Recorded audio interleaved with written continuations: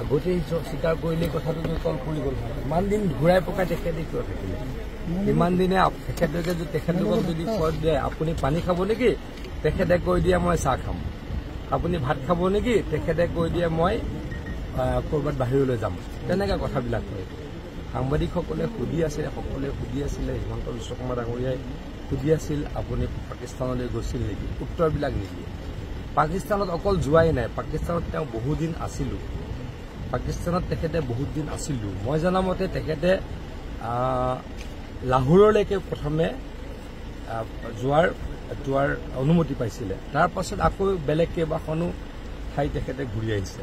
কেনেকুৱা তেখেতৰ সংযোগ আছে, ইমান ষ্ট্ৰং বণ্ডিং পাকিস্তানী কৰ্তৃপক্ষৰ লগত তেখেতৰ আছে। আজিয়ে মই এটা টুইট কৰিছোঁ, তেখেতে কৈছে যে আমি ইয়াতে আমাৰ পাকিস্তান ভাৰতৰ ক্ৰিকেটত আমি ফূৰ্তি কৰাতকৈ পাকিস্তানত বানপানীত মানুহসকল কি বিপদ পৰিছে তাৰ কাৰণেহে চিন্তা কৰিব লাগে।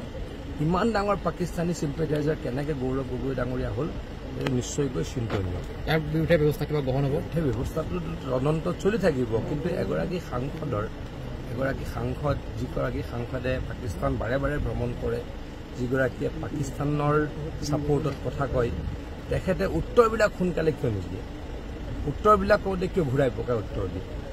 গতিকে তাত আৰু নিশ্চয় কিবাকৈ ৰহস্য আছে মোৰ বোধেৰে। ৰহস্য নিশ্চয়কৈ ওলাব।